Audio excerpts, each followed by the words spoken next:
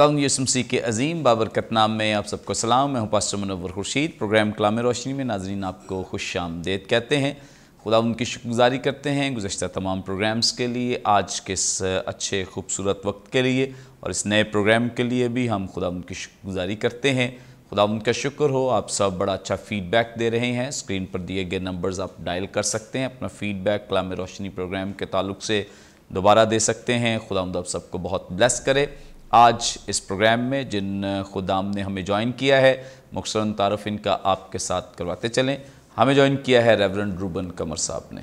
बहुत शुक्रिया sir. Thank you so much. Reverend Ruben कमर साहब प्रेस्बिटेरियन चर्च ऑफ पाकिस्तान के मॉडरेटर हैं और खुदा उनका शुक्र हो कि बड़ी ज़बरदस्त खिदमत सर अंजाम दे रहे हैं। एफसी कॉलेज में जो प्रेस्बिटेरियन चर्च है वहाँ पर भी पासबानी खिदमत सर अंजाम दे रहे हैं और इसके साथ साथ पीसीपी में बतौर मॉडरेटर खुदा उनकी खिदमत कर रहे हैं और क्रिश्चियन कम्युनिटी के लिए बड़े हेल्पफुल मददगार हैं।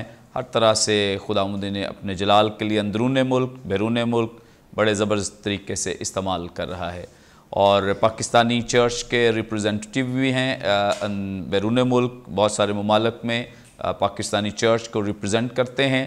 हम इसके लिए भी खुदावंद की शुक्रगुजारी करते हैं। थैंक यू सो मच जनाब। शुक्रिया मनवर भाई। और इनके साथ आज हमें ज्वाइन किया है रेवरेंड एमरिक जोसेफ साहब ने। Thank you so much. Welcome ji. Reverend एमरिक Joseph साहब का ताल्लुक भी प्रेस्बिटेरियन चर्च फैसलाबाद से है।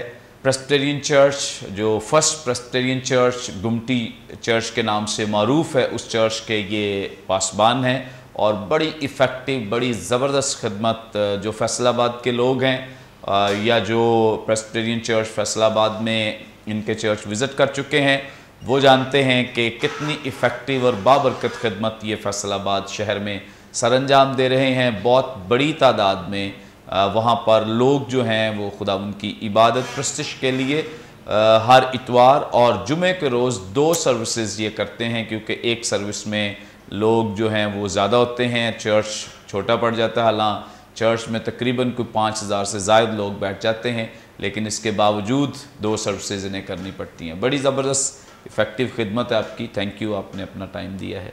Thank you. नाज़रीन, इससे पहले कि हम आज के मतन की तिलावत करें, मैं रिक्वेस्ट करूंगा रेवरेंड एमरिक जोसेफ साहब से प्लीज़ दुआ में रहनुमाई फरमाएं। हम दुआ करें। अजीज़ और प्यारे आसमानी खुदा, हमारे खालिक और मालिक रब, हमारे परवरदिगार, तेरा शुक्र और तेरी तारीफ़ करते हैं आज मेरे मुलाकात के लिए। खुदा इस मौका के लिए कि तूने बख्शा कि हम तेरे कलाम की खिदमत कर सकें, हम तेरा शुक्र अदा करते हैं। हम तीनों खादम तेरे फजल के तख्त के सामने हैं और तेरे कलाम में लिखा है कि जब ज़मीन पर 2 या 3 शख्स किसी बात पर इत्तफाक करके मेरे आसमानी बाप से मांगेंगे तो वो उनके लिए कर देगा। हम तीनों तेरी मेहनत करते हैं कि आज हम तीनों को अपने जलाल के लिए इस्तेमाल करना, अपने कलाम को नाजिल फरमा कर हमें बरकत देना, यीशु के अलकादर नाम के वसीले से आमीन। आमीन। Thank you so much. नाज़रीन, कलाम मुक़द्दस में से अपनी रहनुमाई के लिए आज हम तिलावत करेंगे नए अहदनामे में से मुक़द्दस यूहन्ना रसूल की मारिफत लिखी गई इंजील। इसका 18वां बाब है, 30वीं आयत से लेकर 32वीं आयत तक खुदा उनके ज़िंदगी बख्श पाक कलाम में से अपनी रहनुमाई के लिए तिलावत करेंगे। यहाँ पर यूं मरकूम है, उन्होंने जवाब में उससे कहा कि अगर ये बदकार न होता तो हम इसे तेरे हवाले न करते।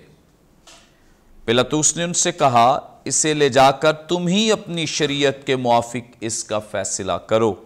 यहूदियों ने इससे कहा, हमें रवा नहीं कि किसी को जान से मारें। यह इसलिए हुआ कि यीशु की वो बात पूरी हो जो उसने अपनी मौत के तरीक की तरफ इशारा करके कही थी। कलाम मुक़द्दस के पढ़े सुने जाने पे खुदा उनकी बरकत हो। आमीन।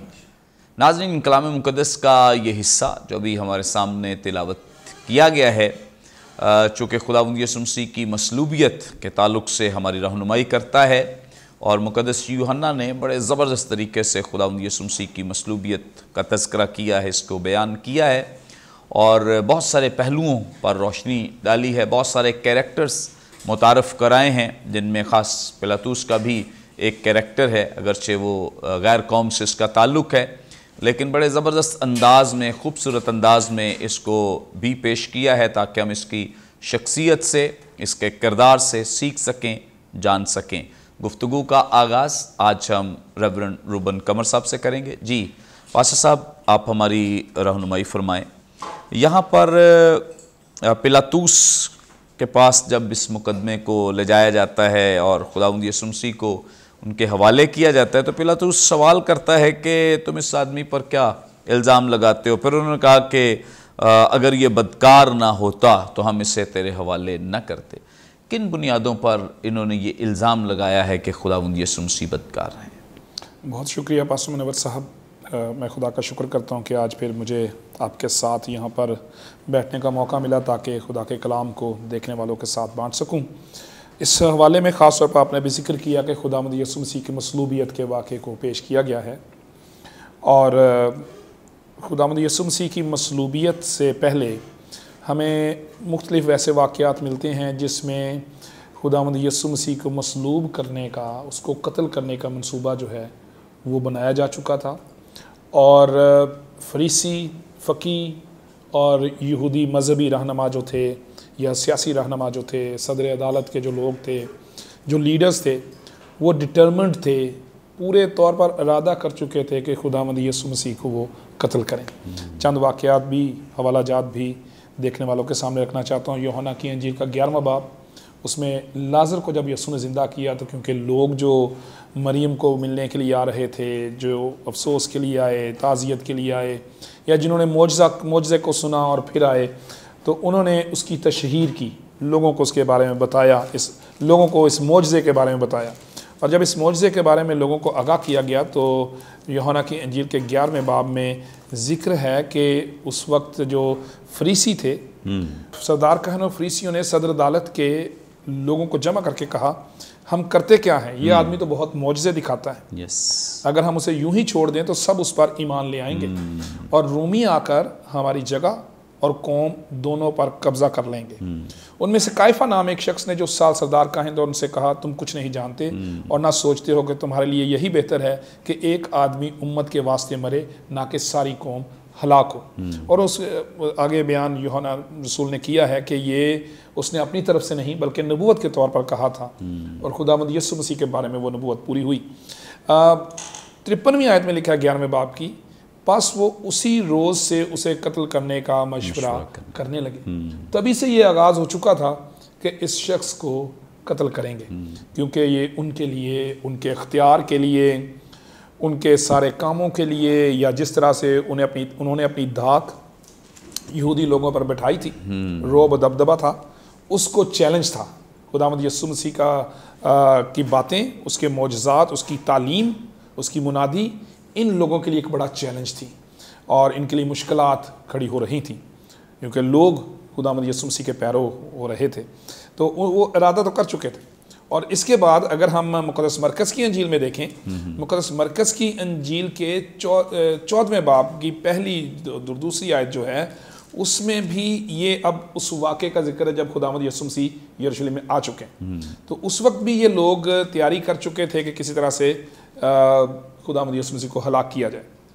2 دن کے بعد، 14واں باب پہلی اور دوسری آیت میں لکھا ہے، 2 دن کے بعد فصح اور عید فطیر ہونے والی تھی، اور سردار کاہن اور فقیہ موقع ڈھونڈ رہے تھے کہ اسے کیوں کر فریب سے پکڑ کر قتل کریں، کیونکہ کہتے تھے کہ عید میں نہیں، ایسا نہ ہو کہ لوگوں میں بلوا ہو جائے۔ چاہتے تھے کہ جلد سے جلد یہ کام سر انجام دیا جائے۔ اب جو حالات و واقعات ہیں، ان کی ذہنی طور پر جو تیاری ہے وہ تو یہ ہے کہ قتل کرنا ہے، اس کے لیے اب موقع بھی ڈھونڈنا ہے، اور اب حالات بھی تیار کرنے ہیں، اور بات بھی، الزام بھی خداوند یسوع مسیح پر دھرا جانا ہے۔ اب جب انہوں نے بدکار کا لفظ خاص طور پر استعمال کیا ہے خداوند یسوع مسیح کے لیے، پہلے ہم اس کو یونانی متن میں دیکھتے ہیں، جب تو یونانی متن میں اس میں خاص طور پر کاکان کا لفظ استعمال ہوا ہے، ایول، اور اس کا اگر ایول کے جو معنی ہیں وہ ہم دیکھتے ہیں تو وہ لکھیں کہ ایول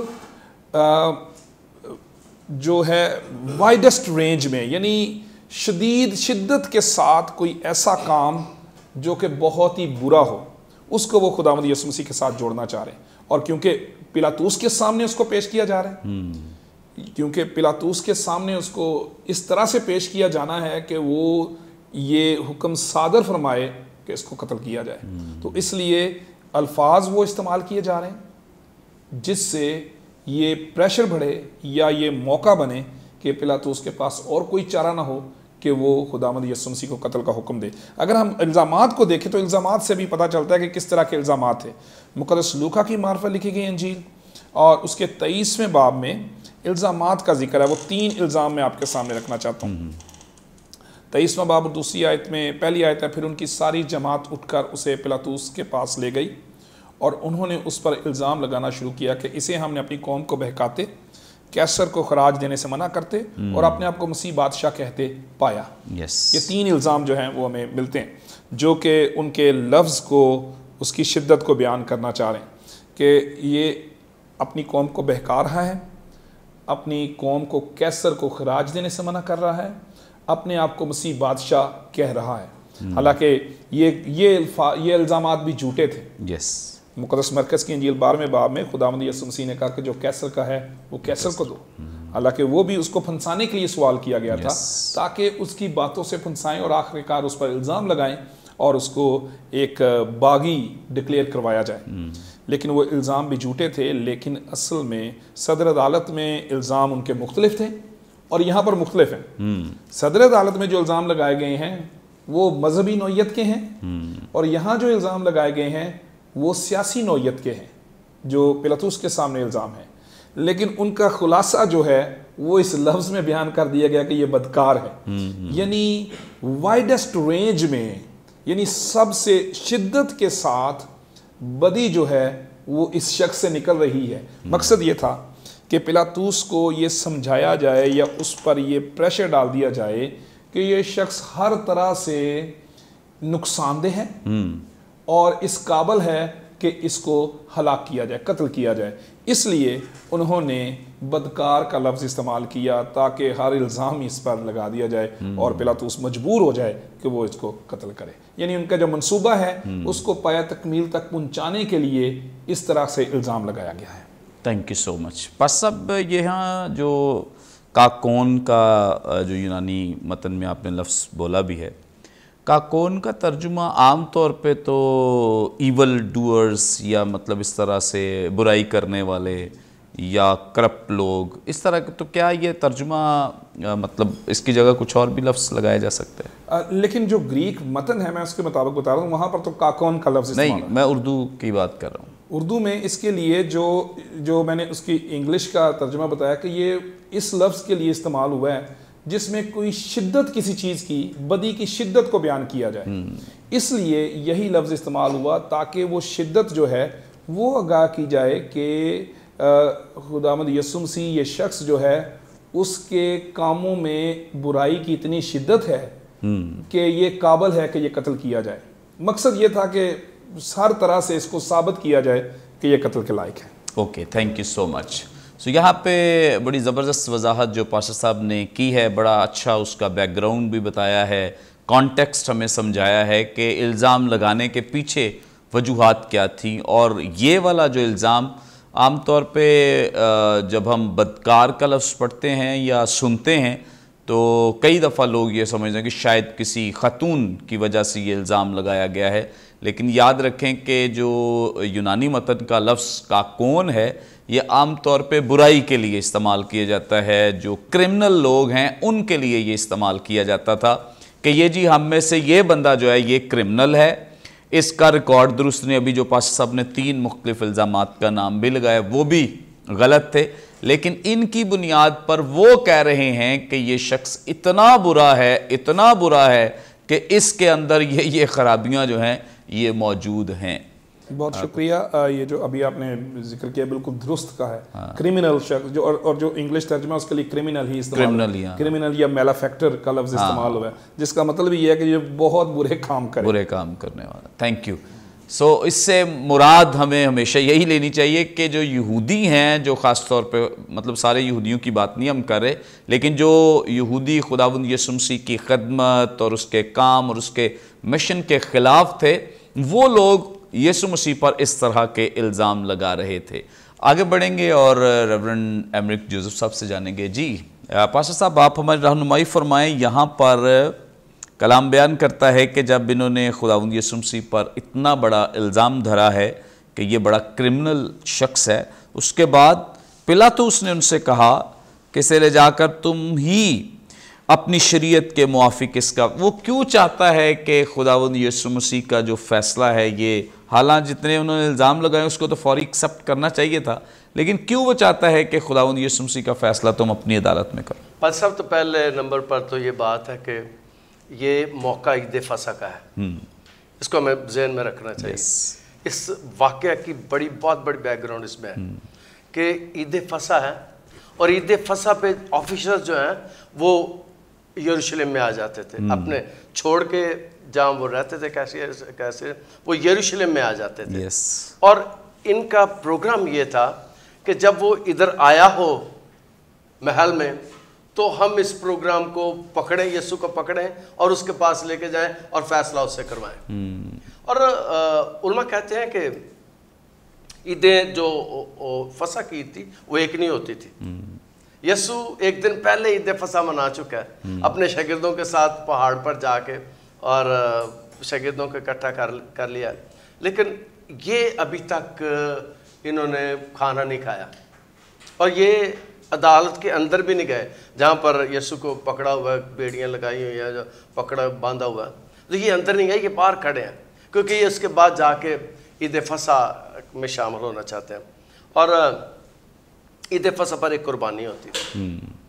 اس کو یسوع کو پکڑوانے کی جو بیک گراؤنڈ ہے وہ یہ ہے کہ پروگرام یہ ہے کہ یہ عید فصح کو ہی ہو، کیونکہ عید فصح پہ برہ ذبح کیا جاتا ہے، اور یسوع دنیا کا سب سے بڑا برہ ہے، اس لیے یہ جو پروگرام ہے انہوں نے، اور یہ صبح کا وقت ہے، صبح کا یہ وقت ہے، اور یہ جو فیصلہ ہے، یہ جو کیس ہے، یہ دنیا کا تیز ترین کیس ہے، ایک رات میں فیصلہ ہو گیا موت کا۔ اب کیسریا میں سارے آفیشلز آئے ہوئے ہیں، جمع ہوئے ہیں، اور وہ چاہ رہے ہیں کہ اس کو باقاعدہ سنا جائے، اس پر غور کیا جائے کہ کیا معاملہ ہے، لیکن یہ چاہتے ہیں کہ آج ہی اسے پکڑ کر سزائے موت دلوا دی جائے، کیونکہ شروع سے ان کا پلان یہی تھا، فقیوں کا، فریسیوں کا، کاہنوں کا، کیونکہ یہ کہتے تھے ساری دنیا اس کے پیچھے چلی جا رہی ہے، ہمارا کیا بنے گا۔ تو یہ مطلب آج کا دن جو تھا یہ عید فصح کا دن تھا، اور برہ عید فصح والے دن ذبح ہونا، اس کا اسی دن سزا ملنی تھی۔ تو وہ یسوع نے خیال یہ کیا جاتا ہے کہ کاہنوں سے، فریسیوں سے ایک دن پہلے عید فصح منا لی تھی، باقی بعد میں منا رہے ہیں، کیونکہ میں نے پہلے بتایا کہ اس میں اختلاف تھا، اس وقت اس میں اختلاف کیا جاتا تھا کہ عیدیں ایک سے زائد ہوتی تھی، تو اب یہ عید کے موقع پر قلعے میں ہے، اور یہ یسوع کو ادھر لے آئے ہیں تاکہ اسے سزائے موت دلوائی جا سکے، کیونکہ یہ ان کی خواہش یہی تھی کہ اس کا رہنا اس دنیا میں ہمارے لیے اچھا نہیں ہے۔ یہ ایک لفظ میں استعمال کروں گا، یہ ریلیجس اسٹیبلشمنٹ ہے، تو یہ ان کا ریلیجس اسٹیبلشمنٹ کا بڑا یہ ان کو خطرہ تھا۔ یہ تو آج کل بھی ہے۔ میں نے اسی لیے یہ لفظ استعمال کیا کیونکہ کچھ علماء نے یہ لفظ استعمال کیا ہے، میں جب پڑھ رہا تھا بیک گراؤنڈ تو اس میں یہ لفظ استعمال کیا گیا تھا ریلیجس اسٹیبلشمنٹ، اس کے خلاف ہو گئی تھی۔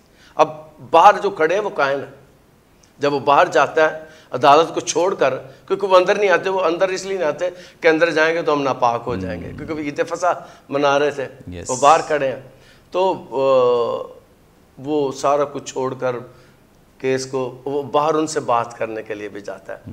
تو مطلب ان کا خیال یہ تھا کہ چونکہ سارے آفیسرز یہاں ہیں، عدالتیں یہاں لگی ہوئی ہیں، کیونکہ رش بہت ہوتا ہے عید فصح والے دن، بہت لوگ آئے ہوتے تھے یروشلم میں، اور دوسرا یہ ہے کہ انہوں نے صبح سے لوگوں کو اکٹھا کرنا شروع کر دیا اپنے، اور دوسرا ایک اور خیال بھی ہے کہ یہ نہیں چاہتے تھے کہ الزام ہم پر آئے، یہ چاہتے تھے الزام پر رومیوں پر آئے، رومیوں پر اگر ہم پر الزام آ گیا تو لوگ ہمیں ماریں گے، کیونکہ ساری دنیا اس کے پیچھے ہوا چاہتی ہے۔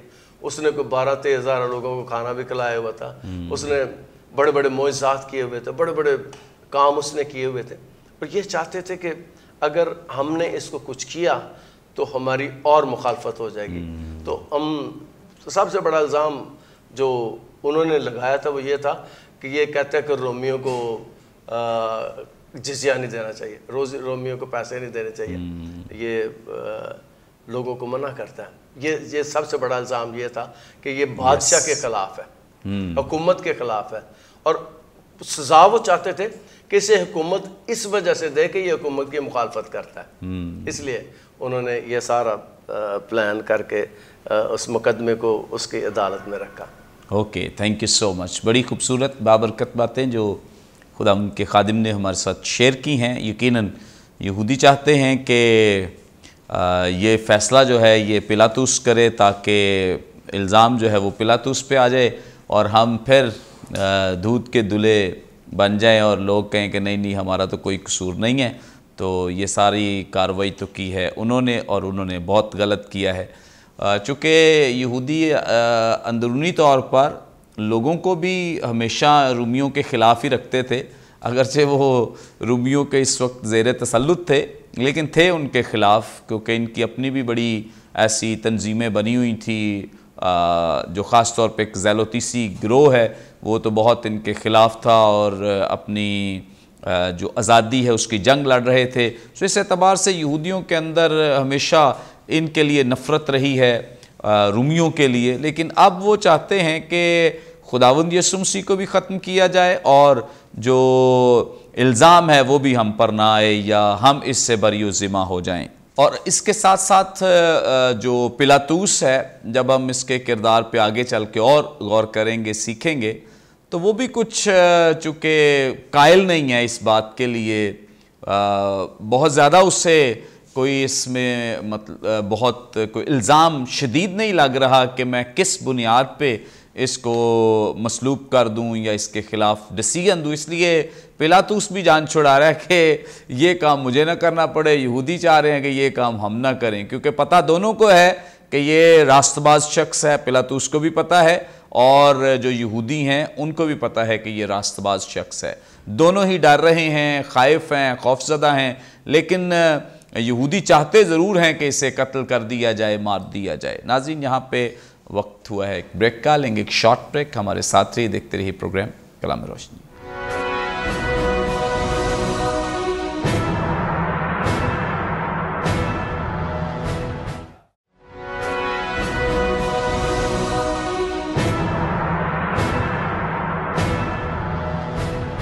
ویلکم بیک ناظرین، آپ دیکھ رہے ہیں پروگرام کلام روشنی۔ بریک پر جانے سے پہلے بڑی خوبصورت بابرکت باتیں جو خدا ہمارے ساتھ شیئر کر رہے تھے، آگے بڑھیں گے۔ گفتگو کا آغاز ایک دفعہ پھر ریورنڈ روبن قمر صاحب سے کریں گے۔ جی پاسٹر صاحب، آپ ہماری رہنمائی فرمائیں، یہاں پر خدا کا کلام ہماری رہنمائی کرتا ہے، یہودیوں نے اس سے کہا ہمیں روا نہیں کہ کسی کو جان سے ماریں۔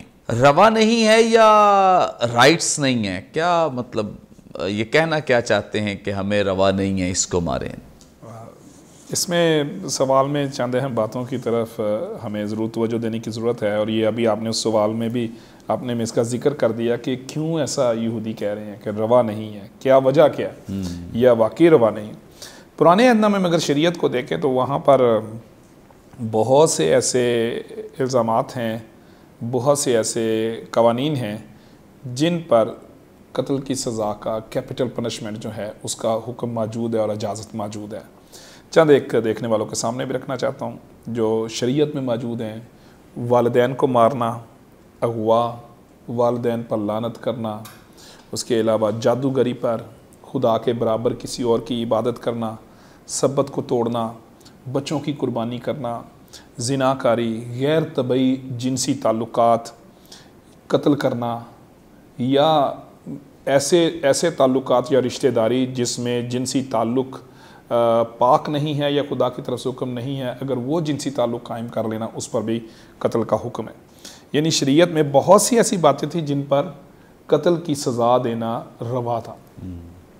اور پھر اس کے ساتھ ساتھ ایک اور بڑا اہم بات ہے کہ کس طرح سے جو اس سوال کے حوالے سے میں بعد میں اس پر بات بھی کروں گا کہ کن کن طریقوں سے شریعت میں سزا کا حکم ہے، اور خداوند یسوع مسیح کی جو مصلوبیت ہے وہ کس طرح سے اس سے مختلف ہے، جس طرف یہ اشارہ ہے۔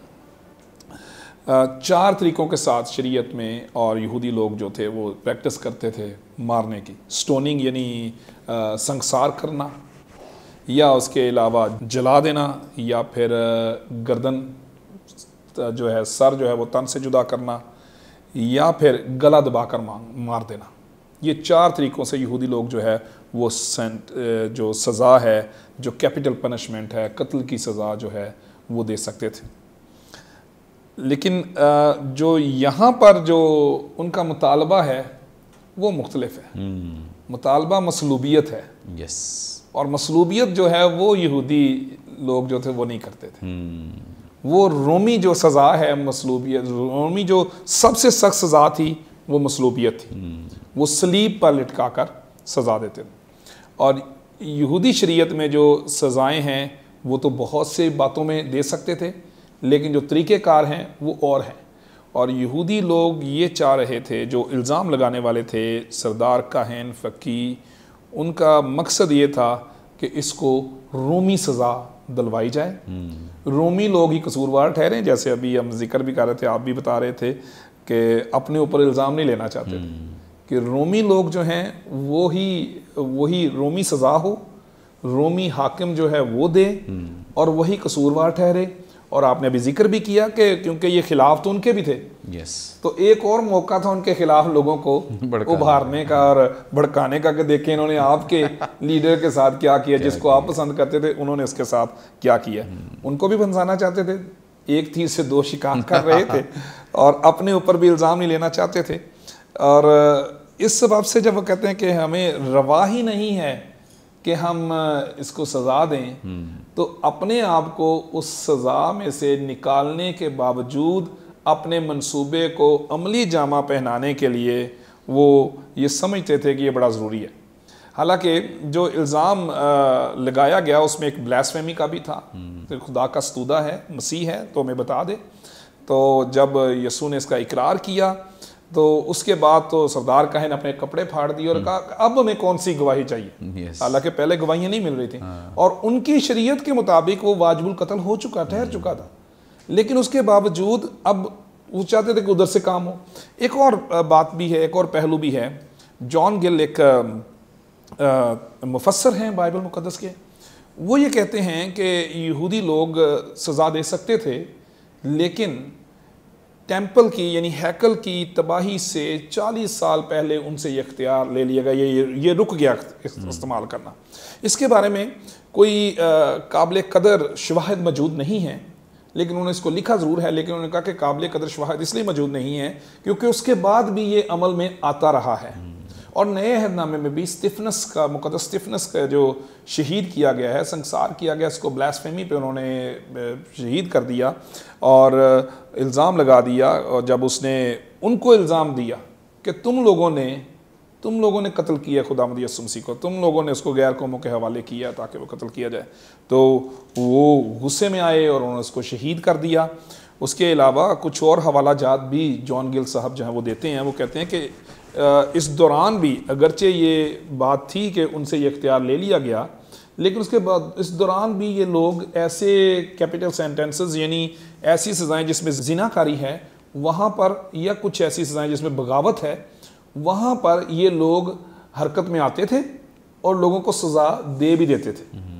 لیکن اس معاملے میں دونوں پہلو اہم ہیں کہ ایک تو یہ ہے کہ سیاسی طور پر کیونکہ رومی حکومت ہے اور رومی حکومت نے قتل کی سزا کا اختیار جو ہے وہ ان سے لے لیا ہے، لیکن دوسرا پہلو یہ بھی ہے کہ یہ بڑی ہوشیاری سے سارا کام کر رہے تھے کہ کسی بھی طرح خود اس الزام میں نہ آئیں تاکہ مستقبل میں ان کو یہ الزام نہ دیں لوگ، اور لوگ ان کے خلاف بغاوت نہ کریں، اگر بغاوت ہو بھی تو وہ رومی حکومت کے خلاف ہو۔ اور تیسرا پہلو ایک یہ ہے کہ وہ جو سزا دینا چاہتے تھے یہودی اس طریقے سے سزا نہیں دیتے تھے، جو طریقہ کار تھے سزا کے قتل کی وہ مختلف تھے، اور رومی سزا کا طریقہ کار جو تھا وہی یسوع مسیح کی اپنی پیشن گوئی بھی تھی. پریز گاڈ. تھینک. اور جی پادری صاحب ایک اور بھی ریزن ہے کہ وہ ان کے مذہبی معاملات میں مداخلت نہیں کرنا چاہتا تھا. ہاں پہلے تو کہتا تھا یہ آپ کا مذہبی معاملہ ہے, اس کو آپ حل کریں.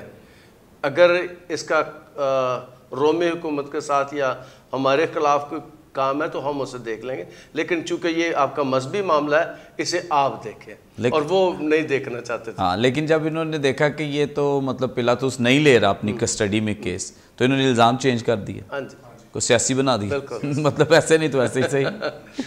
تو پاسٹر صاحب بڑی زبردست آپ نے خوبصورت باتیں کی ہیں, خاص طور پہ یہ جو ان کے پاس اب کیپٹل پنشمنٹ کا رائٹ نہیں ہے. اور اس کے علاوہ جب مطلب آپ بیان کر رہے تھے کہ اس نے کپڑے پھاڑ دیے سردار کاہن نے, تو یہ بھی تو ایک مطلب اس نے بھی تو گستاخی کی ہے خدا کے کلام کی بھی, اور مطلب جو یہاں پہ مسیح کو پیش کرنا یا مسیح کے ساتھ یہ زیادتی کرنا. تو میں سمجھتا ہوں کہ یہ جو کچھ یہاں یہ چل رہا ہے, جیسے پاسٹر صاحب نے ہماری رہنمائی فرمائی ہے کہ یہ سب کچھ ان کی پیچھے کو اپنی پلاننگ ہے جو وہ کرنا چاہتے ہیں.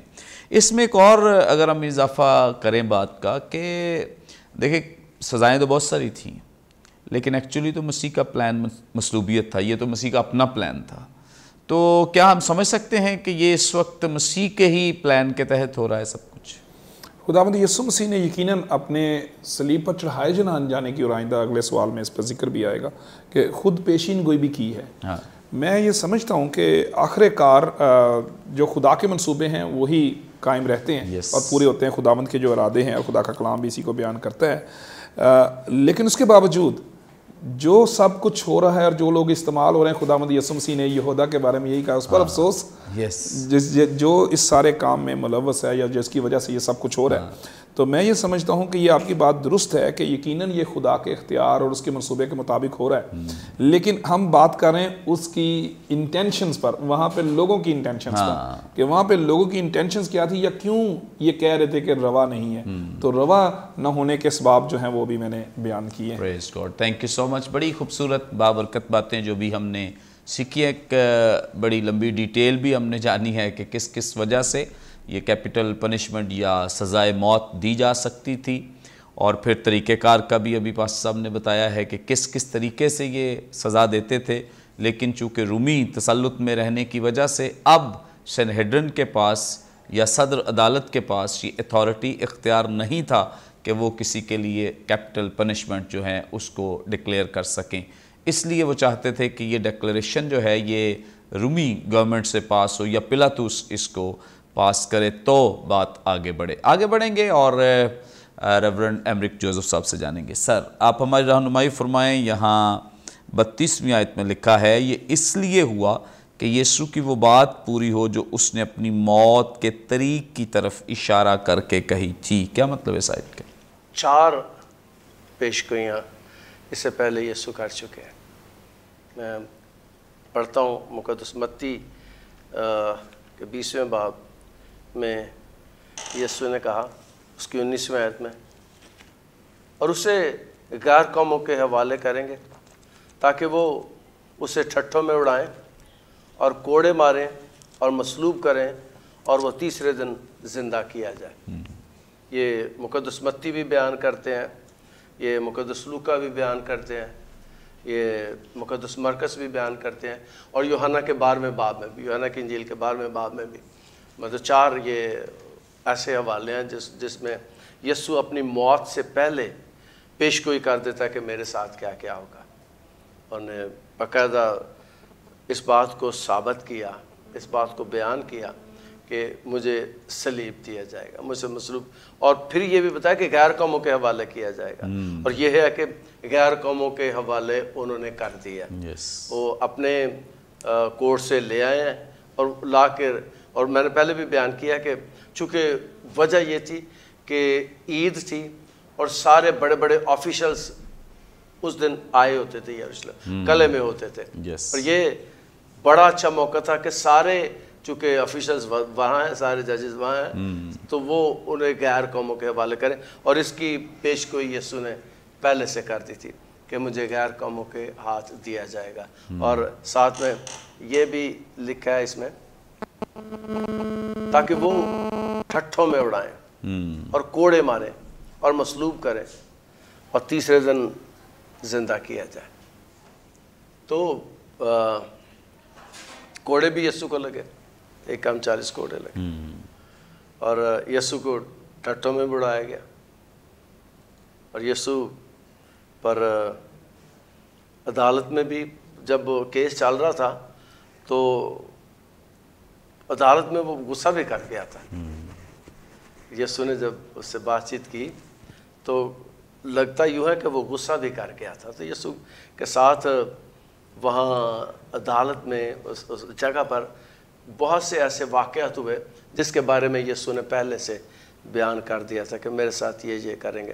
پھر اس میں میں حوالے بھی بتا دیتا ہوں، مرکز 10 باب 33ویں آیت، لوکا 18 باب 32-33ویں آیت، اور پھر یوحنا 12واں باب 32-33ویں آیت، یہ سارے 4 جو پیش گوئیاں ہیں یسوع نے اپنی موت سے بہت پہلے یہ سارا کچھ بتا دیا تھا۔ اس کا مطلب ہے یسوع کو ساری اپنی پلاننگ کا پتہ تھا جو پہلے ہو چکی تھی، یسوع جانتا تھا اسے۔ پریز گاڈ، تھینک یو سو مچ۔ اور خداوند یسوع مسیح نے بہت دفعہ اپنے باپ کا حوالہ دیا ہے کہ مجھے باپ نے اس مقصد کے تحت بھیجا ہے، اور اس مشن کے لیے خداوند یسوع مسیح زمین پر آئے تھے، کیونکہ مصلوبیت ہی ایک ایسا طریقہ تھا جس کے تحت خداوند یسوع مسیح نے اپنی جان دینی تھی، اور وہی ہوا ہے۔ خداوند یسوع مسیح نے مصلوب ہو کر اپنی جان کا کفارہ دے کر بنی نوع انسان کو رہائی دی ہے، نجات دی ہے، اور اس کے ساتھ ساتھ بنی نوع انسان کا میل ملاپ جو ہے وہ خدا باپ کے ساتھ کرایا ہے۔ ریکنسائلیشن کا زبردست ایسپیکٹ جو خداوند یسوع مسیح کی مصلوبیت میں پنہاں ہے، جس کے وسیلے سے ہم پھر سے اس باغ عدن کے ماحول میں واپس آ چکے ہیں، ہم پھر سے اس جلال، اس ابدیت کے وارث ہو چکے ہیں۔ تو اس کام کو سر انجام دینے کے لیے خداوند یسوع مسیح کو خاص مشن دے کر روئے زمین پر بھیجا گیا، جس کو انہوں نے پائے تکمیل تک پہنچایا۔ Thank you so much pastor صاحب، بہت شکریہ۔ تھینک یو سو مچ سر۔ آج یقیناً آپ نے کلام مقدس کے حصے سے بہت برکت پائی ہے۔ ابھی بھی آپ کا کوئی سوال ہو، اسکرین پر دیے گئے نمبرز ڈائل کریں، اپنا سوال ہم تک پہنچا سکتے ہیں۔ کوئی دعائیہ درخواست تو دے سکتے ہیں، ٹیسٹیمونی وہ شیئر کر سکتے ہیں۔ ہمارے تمام پروگرامز آپ یوٹیوب پہ واچ کر سکتے ہیں۔ واچ کرنے کے لیے برکت ٹی وی آفیشیل کے نام سے ہمارا چینل ہے، ضرور سے سبسکرائب کریں، دوسروں کے ساتھ شیئر کریں، تاکہ زیادہ سے زیادہ لوگ خدا کے کلام کی سچائیوں کو جان سکیں، سیکھ سکیں۔ آئندہ ایک نئے پروگرام کے ساتھ دوبارہ آپ کی خدمت میں حاضر ہوں گے، تب تک کے لیے اجازت دیجیے۔ دیکھتے رہیے برکت T V. God bless you all.